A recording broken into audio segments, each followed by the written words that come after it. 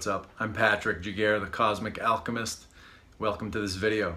This video is all about the summer solstice for 2019. So June 21st, 2019, the sun reaches its height. For all of time, people call this Midsummer's Day. Now we call it the first day of summer. Not really sure why, but that's what we're doing. This is an important day in the year because this is when day is its longest. There's more light than darkness. So you sort of have 4 cardinal days in the year. You have the height of the sun, which is the summer solstice. You have the sun's low point, which is December 21st. That's why we celebrate Christmas and all that. That's a whole other video. And then we have the equinoxes. So in the spring and in the fall, you have a day where dark and light, day and night are equal. So these are kind of milestones in the year. And whatever's going on astrologically during these days is what, are the themes that we're working with, as individuals and collectively. It sort of sets the tone for, what we need to be thinking about. So this is a very colorful summer solstice this year. There's a lot going on, so let's just get right into it. So first off, if you've been following my videos, we have these 2 big conjunctions that are looking right at each other across the zodiac. So in Gemini, so Gemini being the sign of trade, commerce, communication, we have Sun, Rahu, and Mars. So this is making communication very aggressive, kind of impulsive and angry. It has collectively and individually, people just have a short fuse right now. Can be set off really easily. And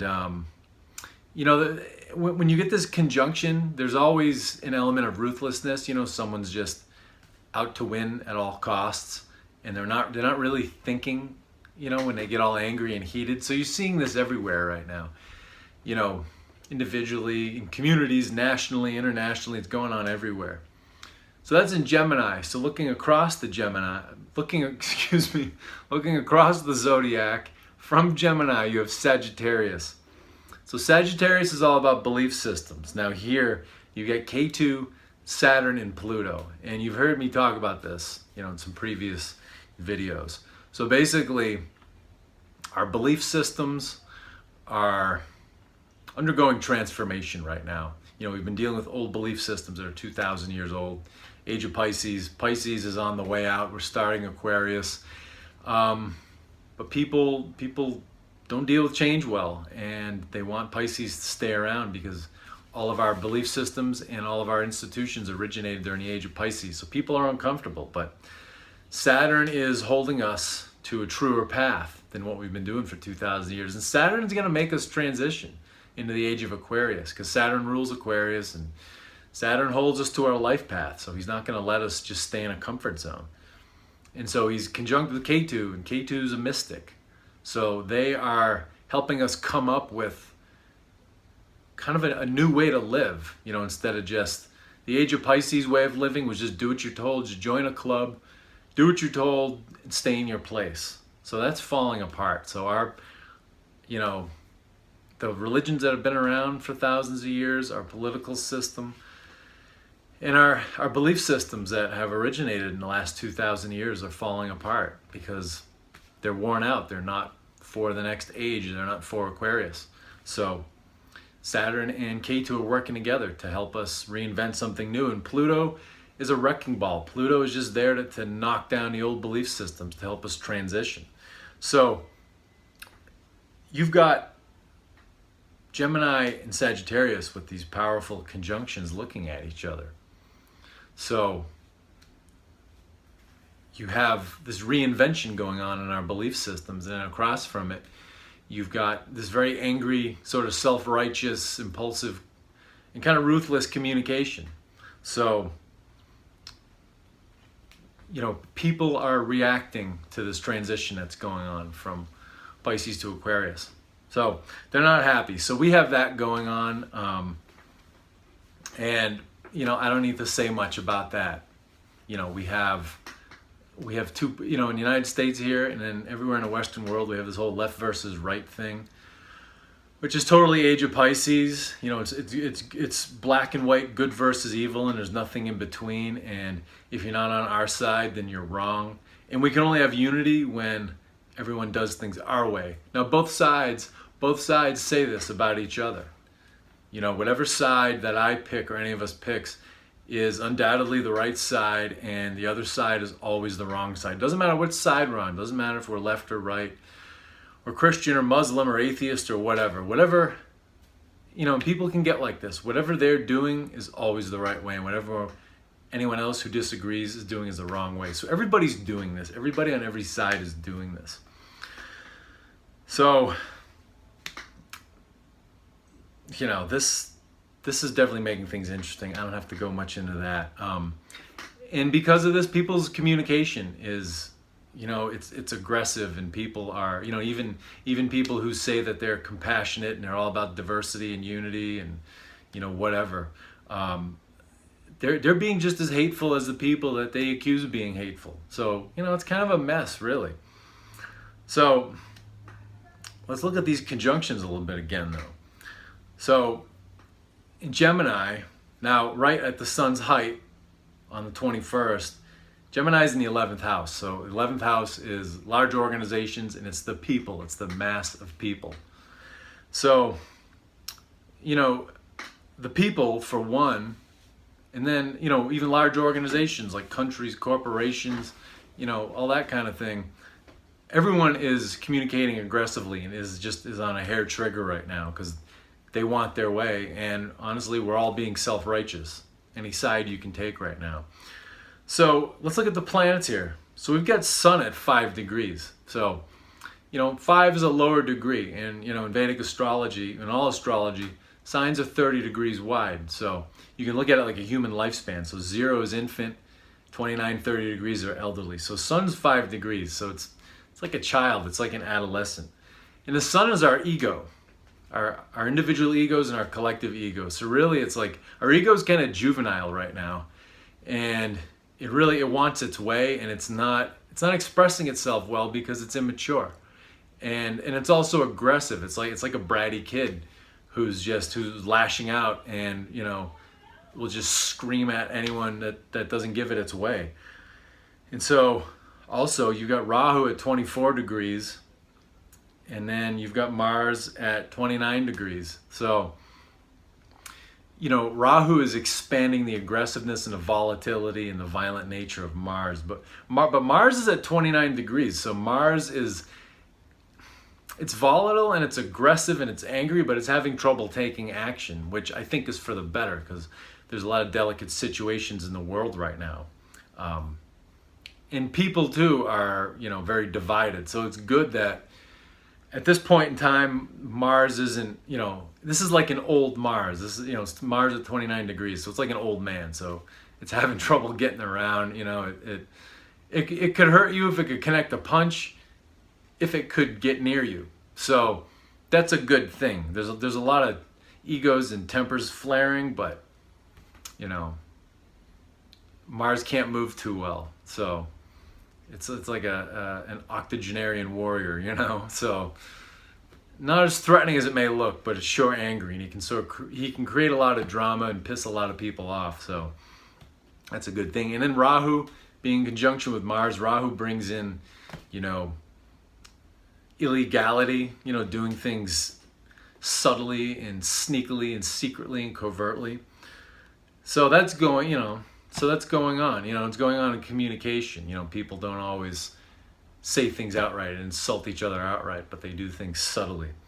So, you know, it's a little messy, you know. So then now another one of these mutual aspects, these oppositions where planets are in two signs which are across the zodiac, we have, and this is right on the solstice, we have Jupiter in Scorpio in the 4th house.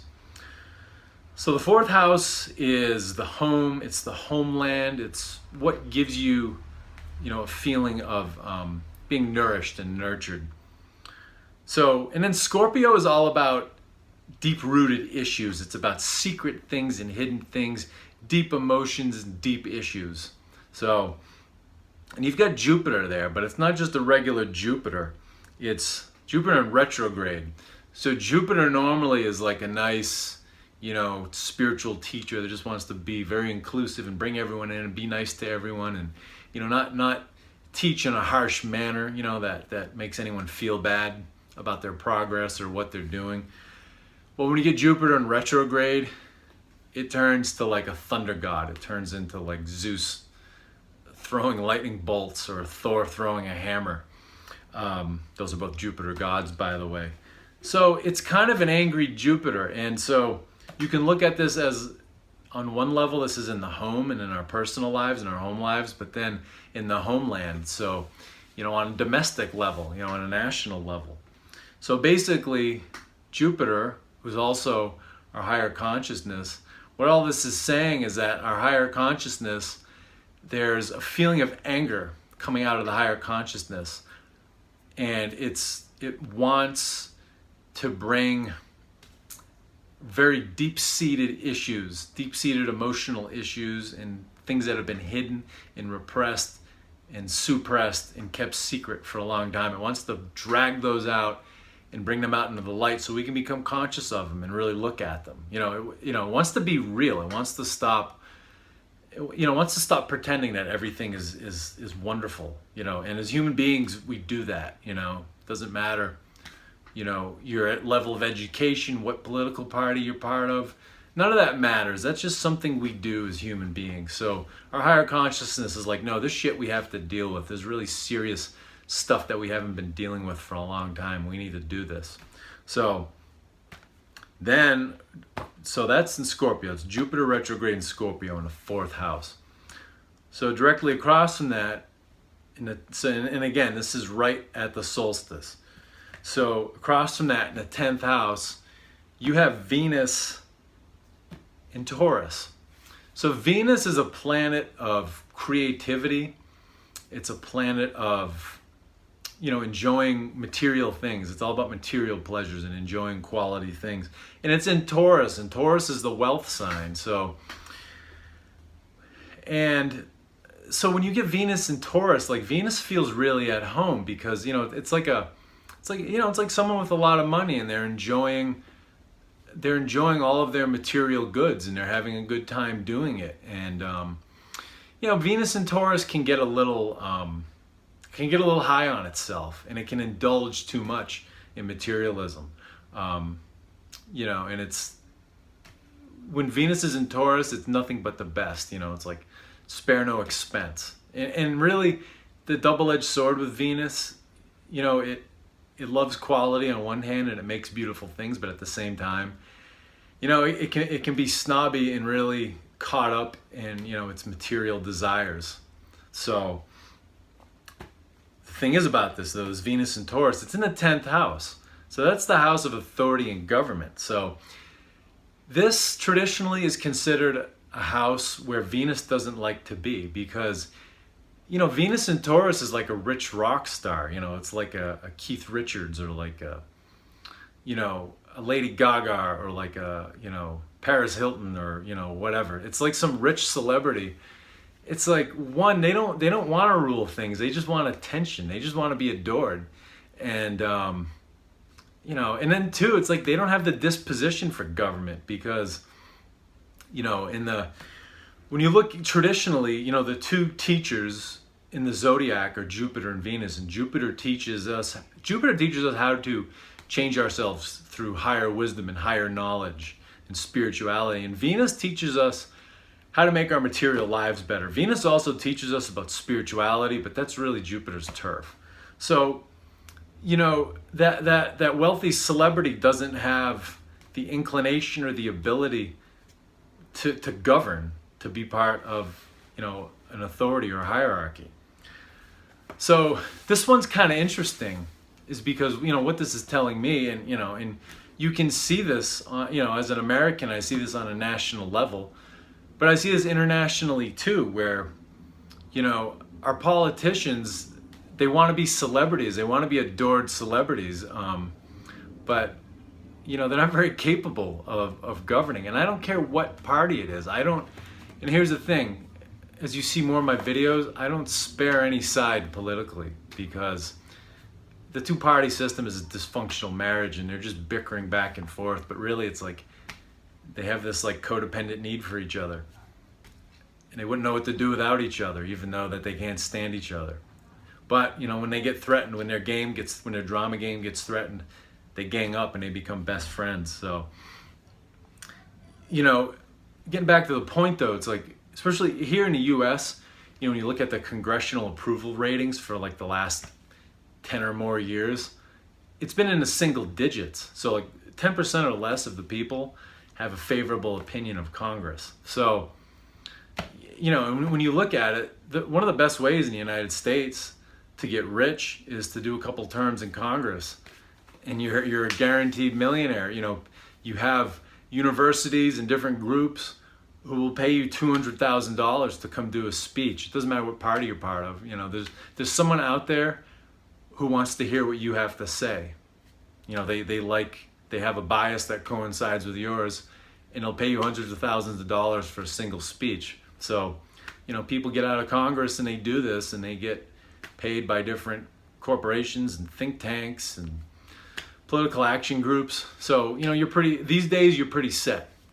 So that's the thing is, you know, with this Venus and Taurus in the second house, it's like we're being governed by people who, they want to be celebrities and they want to be rich and they want to enjoy all these creature comforts, but they don't really have the ability or the inclination or the higher perspective to be involved in governance. So, and then since you've got Jupiter looking over from the fourth house and it's in Scorpio, which is all about underlying issues, Jupiter is venting this anger over towards Venus in Taurus in his 10th house. And again, the 10th house is a house of government and authority, but you know, Venus is asleep. It doesn't like being in the 10th house because it doesn't have an inclination for government and for authority, because it's a celebrity. It's a wealthy celebrity. You know, it's like a socialite. So that's pretty interesting. Now we have another big mutual aspect here. So three mutual aspects are where all the inner planets that we use for Vedic astrology are. So this third mutual aspect, we have the moon in the 6th house in Capricorn, and that's looking across to the 12th house at Mercury in Cancer. So the moon in Capricorn in the 6th house, what's all this about? So the moon is our consciousness, it's our intuition, and the moon is also, it's a nourisher. You know, it's like the nourisher of the zodiac. It has some maternal, motherly qualities to it. And it's in the 6th house. Now, and again, it's in the 6th house right at the solstice point. So, you know, it's only there for a couple hours. So anyway, 6th house is all about conflict. It's about debt, conflict, disease. It's about fights.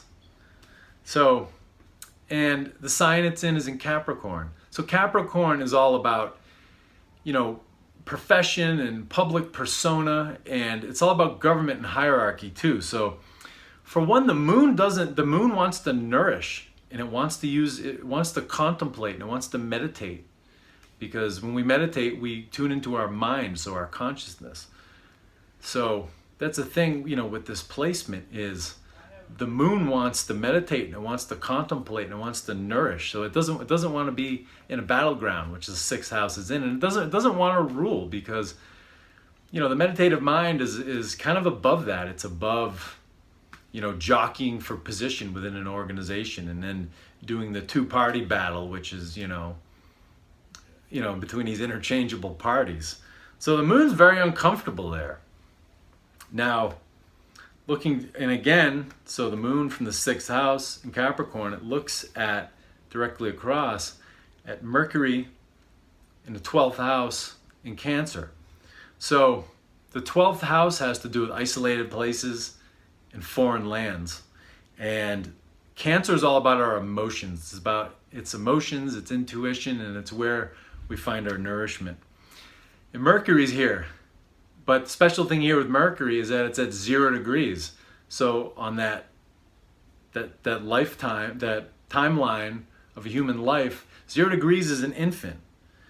And so Mercury is a planet of communication. It's also a planet of intelligence like intellect intelligence that calculates things and figures things out and orders and sorts details.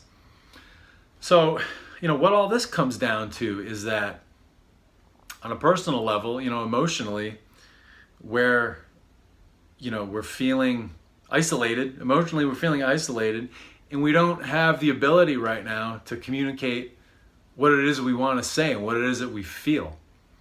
And, and I think this is going on internationally too. Something that's making headlines right now is this whole Iran thing. Iran's been accused of shooting at putting mines on these tankers and burning these tankers, but then the owners of the tankers are like, the owners talked to their sailors that were sailing their tankers, and they said, no, it didn't happen like that. But the United States is insisting on pushing their own story. And then Iran shot a drone down. But then they're saying that, the U.S. turned off the ID beacons, which, even warplanes have. So everyone is angry and stirred up, and, they're feeling angry about something. They want to express themselves, but they're not doing it well. They're having a hard time doing it in a diplomatic way and, and professionally in a lot of cases. So another interesting thing here too is that there's Mercury in Cancer in the 12th house. 12th house is foreign places, but then Cancer represents the homeland. So, one thing that happens is when you do trade on the high seas and you're a country and you send a ship, an ocean liner, out on the high seas, or you're shipping goods to your own country, you're sort of projecting your homeland. And then when you send your navy out, you send your troops out, you have an embassy, it's like you're projecting your homeland into foreign places. So there's a lot of garbled communication right now when it has to do with countries projecting their homelands into foreign spaces. So it doesn't take an astrologer to see this, maybe just one to, express it in this way. So, and then again, that 6th house is looking at this 12th house where this garbled communication is going on. So, you've got this moon that doesn't want to fight and it doesn't want to govern. So I think, what this is saying is that, the homeland really doesn't, on one hand, the homeland doesn't want to fight, it doesn't want to get engaged in conflict. But then too, the homeland, the people don't really want to get involved, and they don't want to think about things. And, and I think, especially with you in Western history in general, U.S. history and, Europe, and then the English-speaking world, Australia, New Zealand, when you look at the last 70 years of history, there's a lot of hero worship around the World War II generation. And my grandparents were World War II generation. One of them was a World War II veteran, and, a lot of their siblings were too. So I have a lot of respect for them. But the generation that was their children really, put a lot of hero worship on them. And I think that World War II generation, they got the war over with, but I think they weren't so hot with the follow-up because a lot of things went on around them and they never stepped in. This tanker thing makes me think of the Tonkin Gulf incident, and it's come out that, that the U.S. military kind of staged the whole thing. And people knew this because it was going on in the press, but it's like you didn't see any World War II veterans getting out there and protesting and saying, no, you're not taking my kids to war because I know what it's like, and you better only do it for a good reason. So you didn't see that generation step out there and raise hell about this stuff. So I think, after the war, they just kind of came home and they were just like, they just wanted to outsource, the creating the culture of their country and then just dealing with the issues. They wanted to outsource it to a professional management class. So I think people really went to sleep when the 50s hit, and it was all about like, yeah, let's everyone get 2 cars and get a bigger house and fill the house with gadgets, and let's send the kids to college, whether they want to do it or not, and like we're gonna use all this stuff to make ourselves feel better. They gave up sort of the rule of their lives and the rule of their country to a management class just so that they could, sort of, get deep into the material stuff, you know. And so yeah, there's kind of this, so going back to the point, there's kind of this, in the 6th house with the moon in Capricorn, there's like this reluctant homeland that doesn't want to get involved in dealing with tough issues and, you know, with governance. And, you know, in a representative government system, in a constitutional republic like the United States has, aka democratic, we're supposed to participate. I don't think we've had real participation in a long time. I think we've had a lot of bickering. I think that was a big shortfall in the Cold War, where people, you know, basically there was this culture where you could feel like a hero if you just took a side in the bickering game that went on between left and right. You know, you could feel like a big hero for that, and but you really didn't have to do anything. So, you know, we're still dealing with this. You know, and as far as not wanting to deal with things, you know, when you go back to what I talked about Venus and Taurus in the 10th house, you know, on a personal level, I think we've found ways to feel like celebrities in our own lives. You know, I think social media is a great tool for connecting with people and spreading information, but it's also like a school of narcissism on its worst days, because people become little miniature celebrities and they really get caught up in it, you know, and they stress out and get anxious if people don't like them or friend them or like some posts they put out. You know, people are taking themselves way too seriously, and like they're enthroning themselves, you know, they're putting themselves on a pedestal in their own minds. So again, it's, you know, Venus in Taurus in the 10th house, it's this planet that's in a house of authority and government and rulership, but it doesn't have the ability or the inclination to do its share of the ruling. It just wants to be a celebrity and be adored. So this is a thing that, you know, that we're dealing with as individuals. You know, and I think too, you know, from the 50s on, people, I think one thing that the American dream really did is that it gave regular everyday people access to rich people problems. You know, it taught people how to kind of manicure their children's lives and manicure their public persona and what other people thought of them by grooming their children's lives and getting them to do X, Y, and Z to help them feel better about themselves. So this stuff's all related. So some of this stuff might sound negative, but, you know, it's the issues we're dealing with. But, you know, one thing I want to really highlight here is, you know, when you go back to that in Sagittarius, to that K2 Saturn and Pluto, it's showing us that we have a window to really reorder our world and reorder our personal lives to something that's more genuine and more aligned with, you know, our soul's desires and our life purpose, you know, the life purpose that our soul knows. So we really have a window of opportunity here where we can really change things for the better. So, you know, it's not all negative. You know, there's a lot of positivity in here, but there are just things we have to slog through. And, you know, we really have to take an honest look at ourselves. You know, self-righteousness is at a fever pitch right now, and it's all us versus them. It's like the side that all of us is on is the right side, and people who don't agree are on the wrong side. They're on the evil side. We're on the good side. Everyone else is on the evil side. And again, we learn this age of Pisces, you know, when the church took over and dominated the Western world. So the last thing I want to get into are these outer planets. So I'm talking about Pluto, Neptune, and Uranus. They're not usually used in Orthodox Vedic astrology, but I'm of the opinion we know about them, so let's use them. Let's think about them. Let's take them into account. I mentioned Pluto already. We don't need to go back to that, but we got the other two. So first off, we've got Neptune in the 7th house, and it's in Aquarius.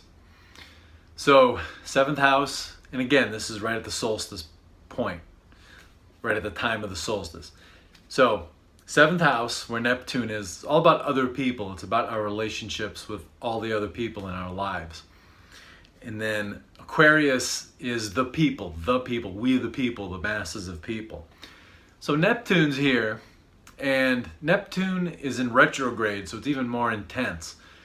So Neptune is all about delusions. It's all about illusions. It's about being deluded. It's about things we don't see clearly. Neptune, puts things in a fog. So to me, when you get this Neptune plus in retrograde, it's in the 7th house of other people, all the other people in our lives, and it's in Aquarius, which is we the people.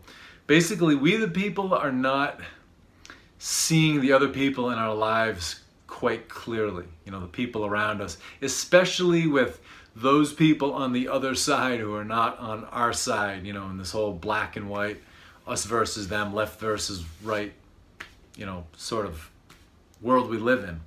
So, and I think with all the angry communication right now and all the delicate situations, I think people are assuming the worst of the people on the other side when, we're really, none of us are that different from each other, but we're all keyed up and we're assuming the worst. We're not seeing people clearly. And people in power, to make themselves more relevant, they're pushing that story of those other people being a lot worse than they really are, because it makes them more relevant, because then we look to them for information. Because, especially with the political thing, no matter who you vote for, you're kind of electing a master. You know what I mean? You're cheering for someone who lives in a palace to tell you what to do. So, a lot of people don't want us to see other people clearly, especially the people we disagree with. So then another outer planet, we've got Uranus, and it's in the 9th house. It's in Aries. So 9th house is the highest house. It's the house of spirituality and the higher consciousness. It's Asgard. And then Aries is all about initiative and leadership. So when you have Uranus in Aries in the 9th house, to me and Uranus is all about change. It's about doing something different. It's about, out with the old, in with the new. So to me, this says that our higher consciousness wants a new type of leadership, one with a higher consciousness and a higher perspective that operates from higher principles. It's not about, scoring a touchdown and getting a win for our size. It's more about, operating from higher consciousness and seeing things from a higher perspective, getting out of materialism. So that's my read on it. So thanks very much for tuning in. You can check out my website at thecosmicalchemist.com. You can book a Vedic astrology reading with me or a rune reading. I also have some Qigong videos available for sale for download.